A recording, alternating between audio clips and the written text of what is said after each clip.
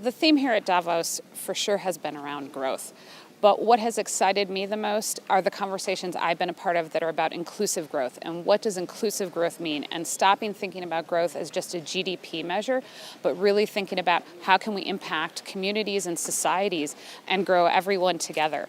And that comes close to the other topic that's at my heart, which is around gender parity and closing the gender gap. And I've seen the convergence of these two topics here all week at Davos. Everyone is talking about what we need to do to engage women fully in the workforce, and the fact that when we do that, economies grow.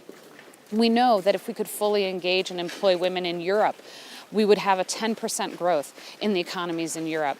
We see that in developing countries. Educating girls and empowering them leads to economic growth in those companies, and we see in those countries rather.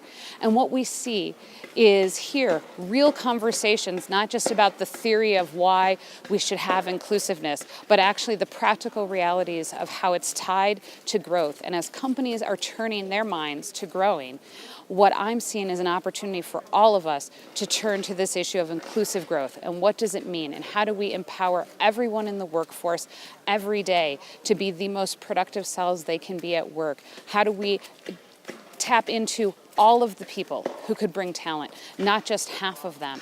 And it's things like companies committing to equal pay, companies already achieving equal representation at the leadership levels, CEOs not taking this as a social issue but as a business issue, and more importantly, real exchange between governments, NGOs, and companies about how we fuel inclusive growth going forward. So I look forward to coming out of WEF and having these kinds of conversations with you and everyone about what we can do to make an impact.